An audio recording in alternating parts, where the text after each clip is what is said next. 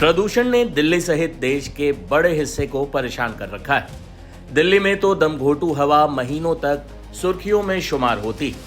ऐसे में यमुना की सफाई और प्रदूषण से दिल्ली को निजात दिलाने का वादा कर सत्ता में आई बीजेपी की रेखा गुप्ता सरकार लगातार प्रदूषण के मामले पर एक्शन मोड में है। दिल्ली सरकार की ओर से नया नियम लागू किया गया है, जिसके बाद अब दिल्ली में आसानी से पेट्रोल, डीजल या सीएनजी नहीं मिल पाएगी अगर आपके पास कुछ जरूरी दस्तावेज ना हो। किस तरह के डॉक्यूमेंट के बिना दिल्ली में ईंधन नहीं मिलेगा, जानने के लिए वीडियो में बने रहें। दिल्ली की रेखा गुप्ता सरकार की ओर से वाहनों से होने वाले प्रदूषण को कम करने के लिए नए नियम को लागू कर दिया गया है।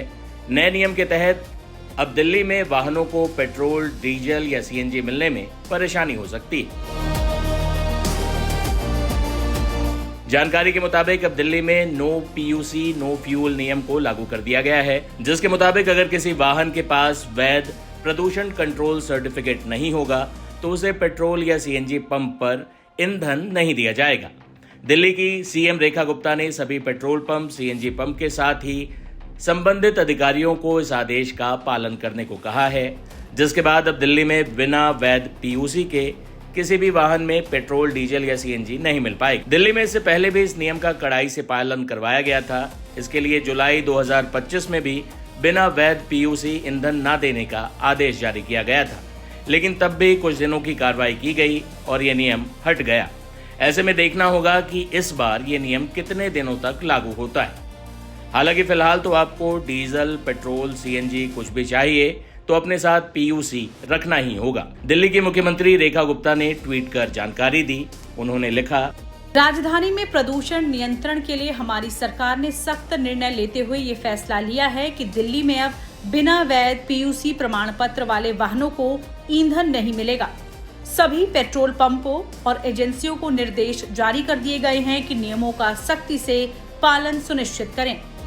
अब बिना वैध पॉल्यूशन अंडर कंट्रोल प्रमाण पत्र वाले किसी भी वाहन को दिल्ली के फ्यूल स्टेशंस पर पेट्रोल, डीजल, सीएनजी या एलपीजी जैसे ईंधन उपलब्ध नहीं कराए जाएंगे। वायु प्रदूषण की चुनौती से निपटने के लिए कड़े और प्रभावी कदम उठाना समय की आवश्यकता है और हमारी सरकार इस दिशा में पूरी प्रतिबद्धता, दृढ़ इच्छा और जनहित के संकल्प के साथ निरंतर कार्य कर रही है।